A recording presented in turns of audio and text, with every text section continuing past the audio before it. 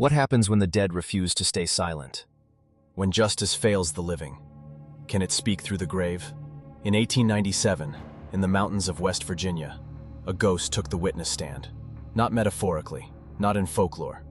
This is the only murder case in American legal history where a spirit's testimony helped convict a killer. Tonight, we decode the symbols hidden in this impossible tale, where Gothic tradition meets courtroom reality, where death becomes witness. Welcome to Symbol Decoded. January 23rd, 1897. Greenbrier County, West Virginia. The mountains hold secrets. They always have. Elva Zona Heaster Shue was 23 years old, married just 3 months to Erasmus Stribling Shue, a blacksmith, a man with a past. Zona was found at the bottom of the stairs, her neck broken. The local doctor barely examined her. Erasmus was distraught, they said, protective of his wife's body. He dressed her himself, a high collar, a veil. The funeral was swift, the burial final.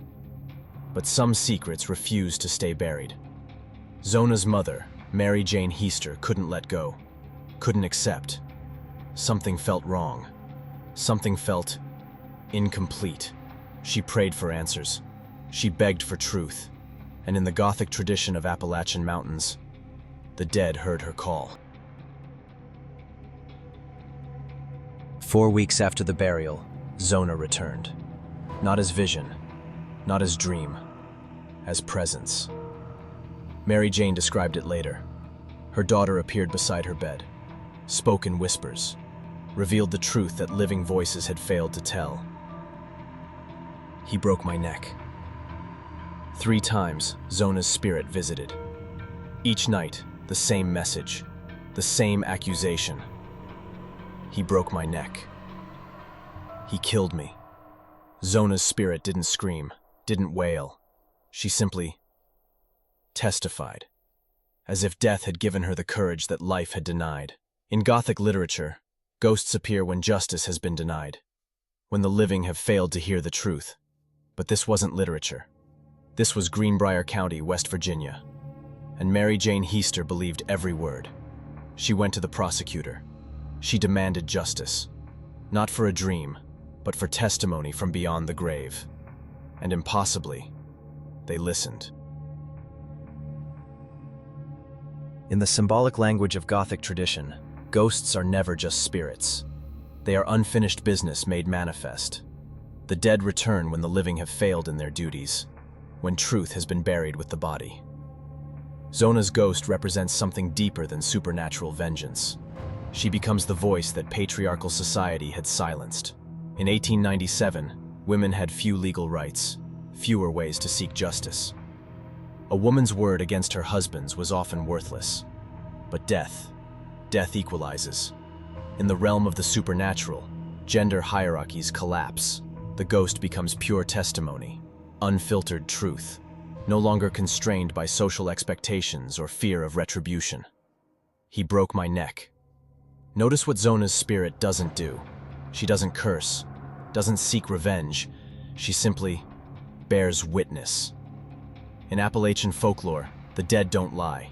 They can't. Death purifies intent, strips away deception. So when the dead speak, the living must listen. Even in a courthouse.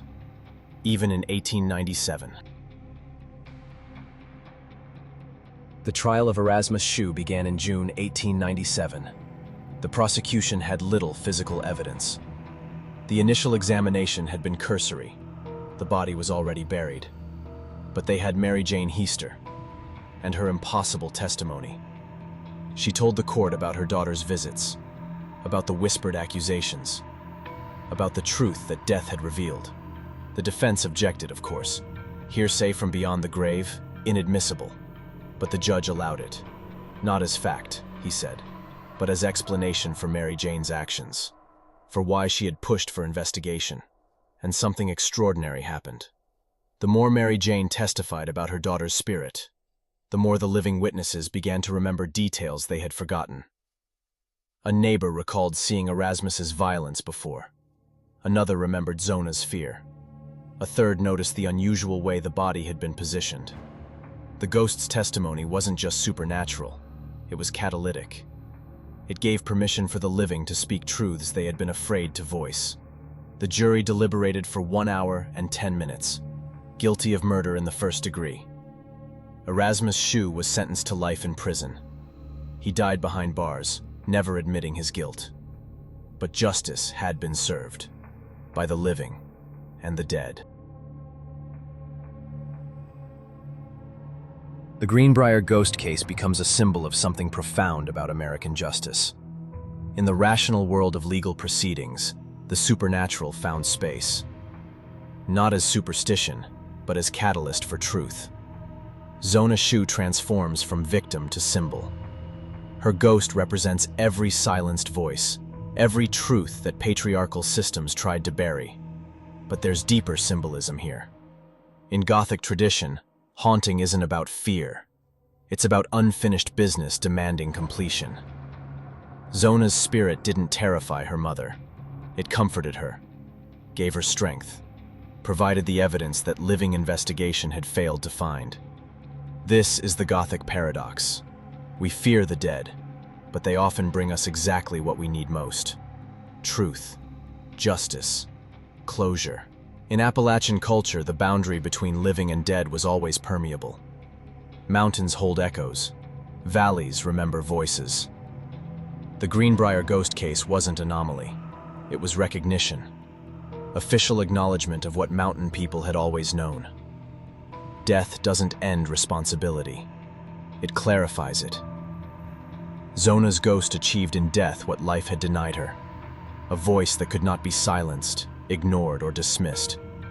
She became symbol, testimony, justice itself, speaking from beyond the grave. So what do we believe? Did Elva Zona Heaster Shue really return from death to name her killer? Did the supernatural literally intervene in American jurisprudence?